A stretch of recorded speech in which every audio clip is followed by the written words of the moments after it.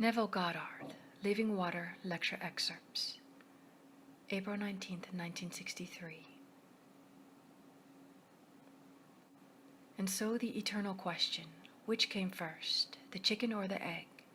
And so it has shattered the minds of unnumbered people trying to figure out which came first. For reasons tell us you couldn't have a chicken unless you have an egg, and how could you have an egg unless you had a chicken? So which came first? The eternal problem. You can resolve it in no time with imagination. That's a foolish question, and any attempt on the part of man to answer it is a foolish answer. They came from each other. I came from God, and God came from me. I'm just like the egg, and God from himself I fell.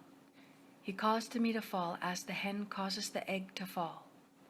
And then from the slate I simply rose like a chicken out of the egg. And that's the end of the doctrine of evolution. I am one with the very being in whom I was before I fell from him. He chose me in himself before the foundation of the world. And then when all things were prepared, just like a nest, for that's what the world is, all these galaxies, just like a nest, he drops me. I fall upon God right into the nest, and after incubation, I, by an effort within myself, come out. And so that eggshell is just like your skull. It's sealed, just as your skull is sealed, and within it is all that was its seeming creator. No more, no less. When it's all complete, you will come out. When it comes out, you will be one with God, just like God, containing within itself the same power to beget itself and drop its own being into the galaxies and let gods appear. And so only imagination can bridge that gap between which came first, the chicken or the egg. No, they come from each other. I'd like to encourage you to take an image this night. It may be that this image you will take tonight would need no more than, say, a day, a week, or a month to materialize. I do not know the interval of time, but take a lovely, noble concept of yourself, where you are contributing to the world's good, where you really contribute and feel clean and wholesome in that contribution. What would it be like were true? Well, now look into your mind's eye and see yourself as that being who contributed, where you can conceive yourself as that being. If you can, look until actually you feel the thrill of being such a being. Now, in a way that no one knows, it will hatch out, because out of that very vision of yours will come all that it takes to externalize it in your world.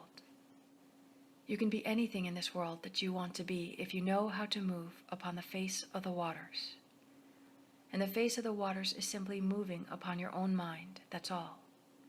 You don't argue with anyone. You ask no one to help you. You simply look at your own being and conceive yourself to be the man, to be already that man or that woman that you want to be, and ask no one if it is possible. If it is wealth that you want, well then, let it be wealth. If it is recognition that you want, then let it be recognition. If it's an increase in talents that you're now expressing, then an increase in talents. I don't care what it is. Conceive yourself to be already the being that you would like to be, and conceiving it, look for confirmation. A nice way to see yourself as that is to bring a friend into your mind's eye and have your friend, by his expression and the sound of his voice and what he is saying, confirm that he sees you, such a being. Let him see you, and then in your mind's eye, see his expression, one of complete satisfaction if he's a true friend. No envy on his part if he's a real friend, but pride on his face because he has you as his friend and he's so proud of your accomplishments. If you want to add to it, carry on a mental conversation with him from the premise that he actually sees and approves of this, you that you have become.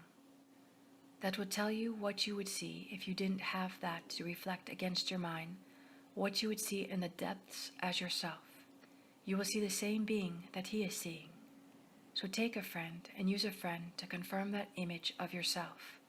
And may I tell you, you will be surprised how it works. So become a doer, and a doer is to put into practice what you heard this night. Start with a friend. Take any friend in your world who you think tonight could really be helped financially, socially, and physically. But can he be helped? You think he can be helped. Well, then you help him. Bring him before your mind's eye. Represent him to yourself as he ought to be seen by the whole vast world, and you believe in the reality of that image of him. So you can walk the street and move on the face of water, ride the bus and do it, sit quietly and do it, but still the mind. No matter what formally he or she appeared to be, that's a very disturbing thought if you must fight with it. No matter what they were, that's like a stormy ocean if they aren't pleasant, if things aren't right for them. So you don't try to do anything about it. You just bring them before your mind's eye as they ought to be seen by you and by the world and by themselves. And so you put that as the image to be reflected from this wonderful moving water, which is your own mind. So you read it when you go home, as in water face answers to face, so the mind of man reflects the man. How can you get around that? The mind of man reflects the man. So a man is complaining that society is not kind to him, that the boss on the job is too cruel, and he's not making enough money. He's reflecting only the being that he conceives himself to be, and they in his world are only mirroring that he within himself has set up as a pattern. If he doesn't like what is happening because they are only mirrors, well then, let him reshuffle the deck, as it were, and change the concept he holds of himself.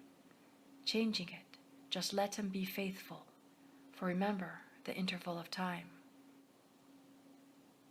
Now let us go into the silence.